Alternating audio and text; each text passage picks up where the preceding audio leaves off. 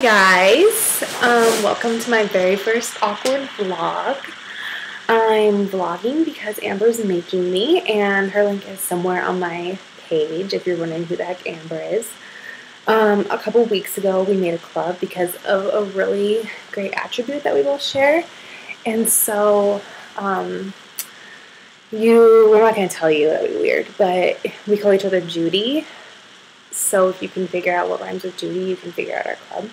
We're gonna get some yoga pants and some t-shirts for our club uniform. It's gonna be awesome.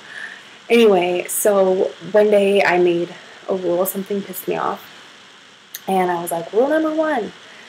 And then Amber made rule number 2, which is we vlog. So totally unfair, totally to her advantage, because she vlogs all the time, like super cute hair tutorials and stuff, and I'm like, hi, I'm really awkward and weird. So that's fair. But yeah, and then rule number 3 is that there are no loud noises. So basically rules out like the entire population to join our club. Anyway, we can't remember what rule number 1 is, so we only really have 2 rules. But yeah, so we have this club, and Amber is forcing me to vlog, and so here I am. Also, I am Amber's bodyguard on Instagram.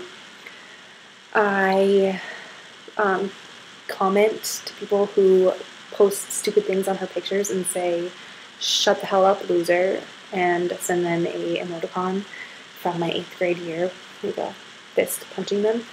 I just can't handle the idiots that are on there whose lives are just so sorry.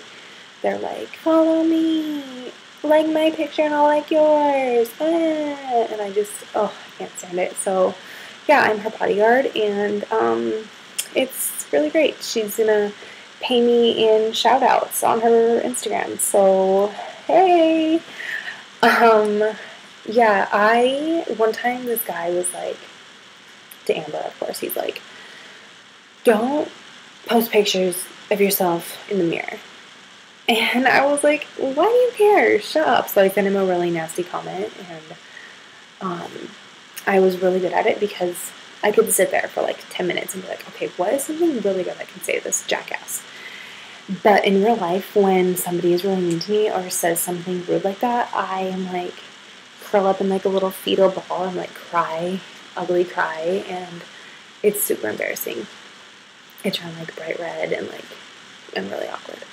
So, yeah, like when I don't have to think on my feet, I can be like really snarky and mean, but when I do, oh my gosh, it's terrible. Like, for example, we went to this bar the other night. It's called Manny's, but it used to be called Asian Nights. It's a really weird bar.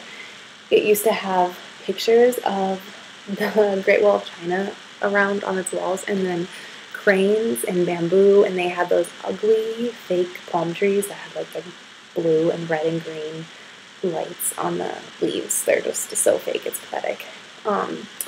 So it's just like the weirdest bar where they used to have couches everywhere instead of tables. They'd have a couple tables, but mostly couches, and then a neon flashing strobe light dance floor that I'm sure caused a ton of seizures.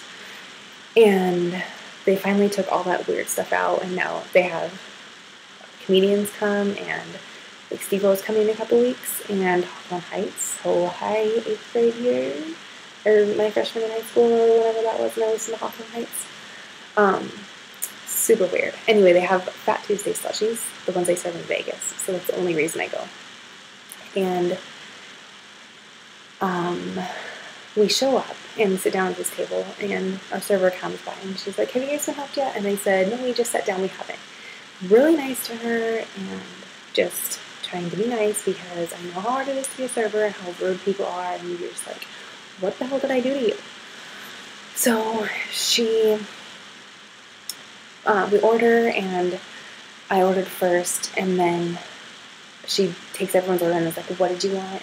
And that was like her first really mean interaction to me, and I was like, raspberry slushie. And so she brings them. Like, took her like 10 minutes to get 4 drinks. She comes back, and she brings mine in this tiny little plastic cup, and all the guys have like gigantic pint glasses. And so I'm like, she's like, he must have run out of glasses, and like slams mine down. And I'm like, I don't want that with you. So then she's like, Evan had left the table, so she's like, is this all together? How are you paying? And I said, well, he and I are together, pointing at mine and Evan's drinks. And I was like, but if you're bringing us a ticket, don't worry about splitting it. Like, we can figure it out. And she's like, you either need to give me cash now or a card. And I was like, oh, and I turned bright red and was like all embarrassed and like wanted to cry because why are you so mean? Like, I just asked how you're bringing us our ticket. By the way, those drinks were $6 each. Tiny little plastic shot glass of slushy, $6. And she just would not talk to me the rest of the night. And I couldn't think of anything to say to her. I wanted to be like, I was just asking, how are you bringing our ticket?